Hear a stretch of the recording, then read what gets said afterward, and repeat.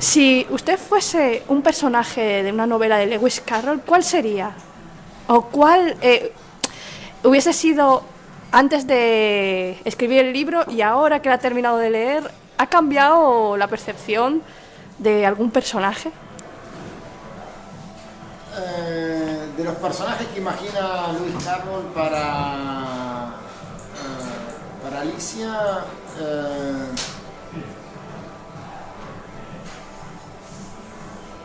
bueno, supongo que el conejo podría ser. Y la percepción, sí, la verdad que sí, me cambió mucho la percepción al leer el libro de la perspectiva de escribir una novela de crímenes, porque presté mucha atención a los costados siniestros que hay en el libro de Alicia y los elementos angustiantes, ¿no? O sea, tiene algo de un mundo de pesadilla cuando se lo mira.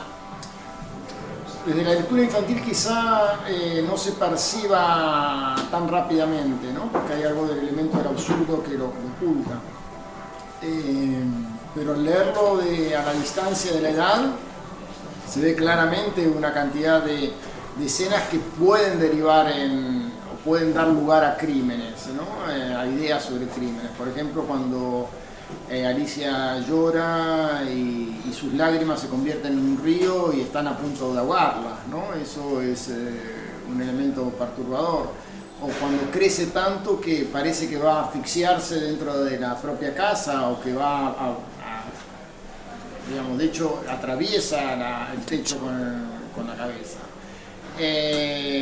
Bueno, o bien cuando le da una patada a la lagartija que sale volando por la chimenea, ¿no? O sea, algunos de esos elementos aparecen en la novela convertidos en crímenes. No quiero revelarlos todos porque ya estaría arruinando la novela, pero sí percibí ese costado un tanto siniestro que da lugar a la posibilidad de hacer este juego con las escenas que evocan crímenes.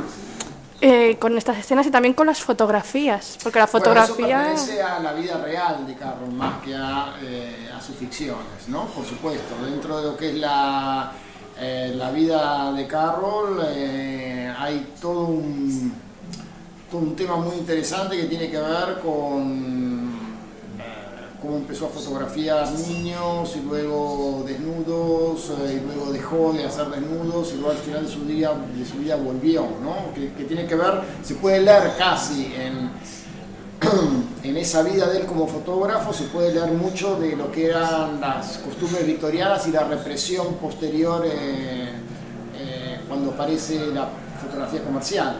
Es decir, al principio la fotografía estaba muy ligada a lo artístico y la realeza consumía la fotografía de niños desnudos, ¿no? Él se inspira sobre todo en Greg Langer,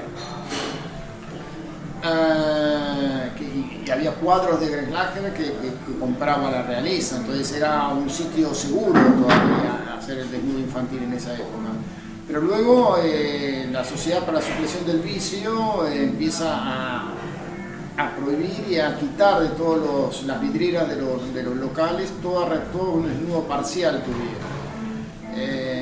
Y entonces en esa época él deja de hacer fotografías de desnudos y vuelve cuando aparecen las hadas de Gertrude Thompson, ¿no?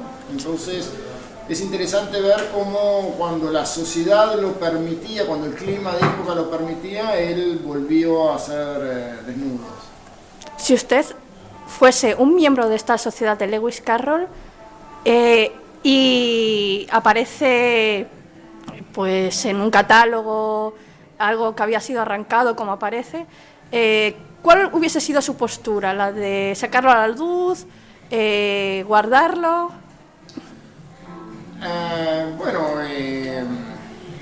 Como Carroll es para mí un personaje tan lejano, si yo fuera a formar parte de una hermandad que se dedica a investigar sus papeles, seguramente mi primer impulso sería revelarlo, que es lo que le pasa a la protagonista de mi novela, por supuesto. Solamente si uno tiene una razón muy fuerte trataría de ocultarlo.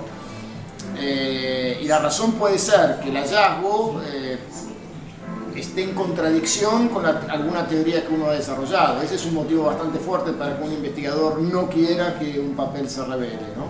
Que el papel a la luz ponga en jaque aquello que uno ha escrito o ha sostenido durante mucho tiempo. A mí la protagonista femenina me ha gustado mucho, pero porque la he visto como, no como una Alicia, pero como, digamos, intentando salvar la memoria de todas las Alicias, ¿no? Que Lewis a lo mejor hubiese hecho daño de algún modo. Como una vengadora. Es un personaje, esto hasta ahora nadie lo había visto, pero para mí es un personaje de cierto protofeminismo, Sí. porque fíjate cómo de algún modo las tres mujeres entran en una alianza para, ¿no? O sea, Sí. no quiero desenmascarar la trama, ¿no? Pero hay una especie de alianza femenina en un momento de la novela, digamos. Y también ella queda también de algún modo enfrentada, o sea, no solamente en su papel no solamente como mujer, sino como joven investigadora, ¿no? Queda enfrentada un poco al mundo de lo ya establecido, de la inercia del mundo académico, de la posibilidad de que le roben sus hallazgos, etc. Así que sí, hay un elemento de ese tipo, pero yo no quise dar ninguna clase de testimonio, de sentar postura, quise mostrar la complejidad de los hechos, ¿no? La complejidad de los posibles puntos de vista. ¿Algún enigma que le gustaría o le hubiese gustado desenmascarar a usted, como por ejemplo lo de Death or Life, tipo...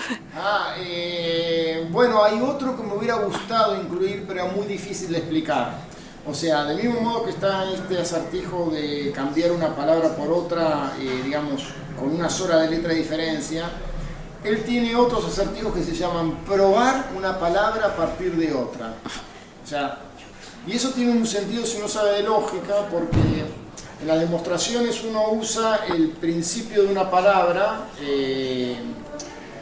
digamos, si uno tiene la proposición P y tiene P implica Q, puede obtener Q por lo que se llama la regla de modus ponens. Como él era un lógico, se da cuenta de que eso también se puede aplicar a las palabras, ¿no? Si uno tiene una palabra larga y otra palabra que es el principio, puede concluir el final de la palabra.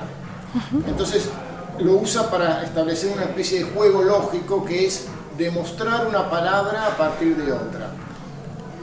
Eso es un juego que también era muy interesante, pero requiere que el lector sepa de lógica más de lo que yo creo que se le puede pedir. Si usted pudiese viajar al pasado y conocer a Lewis Carroll, ya habiendo escrito el libro, conociéndole más, ¿qué le gustaría preguntarle si tuviese la oportunidad? Bueno, a mí me interesaría preguntarle la cuestión de la religión, o sea, porque él tuvo muchas dudas y muchas vacilaciones y finalmente decidió no ordenarse como sacerdote. Y hay también muchas preguntas alrededor de esa decisión, ¿no? Él tenía una tensión entre sus inclinaciones artísticas, a la burla, a la sátira, ¿no? Y esa especie de reverencia a todo lo que fuera religioso, familiar, que le venía del padre.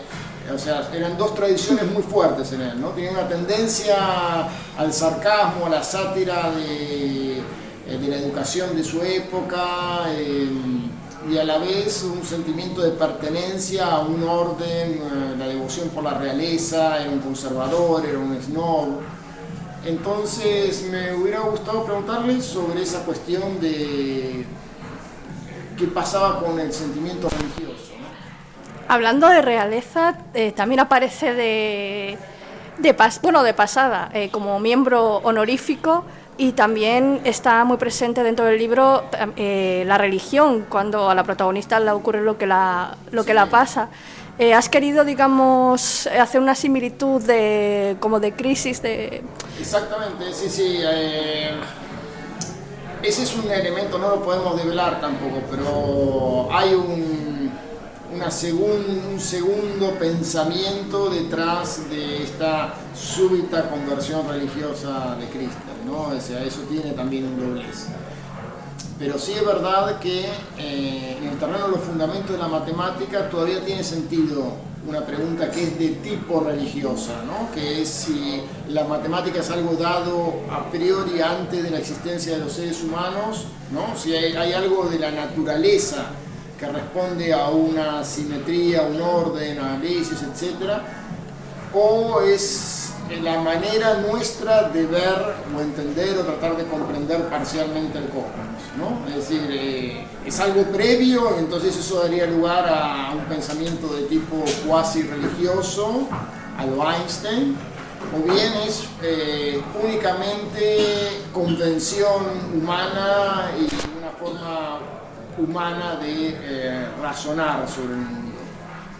Pues muchas gracias. No, al contrario.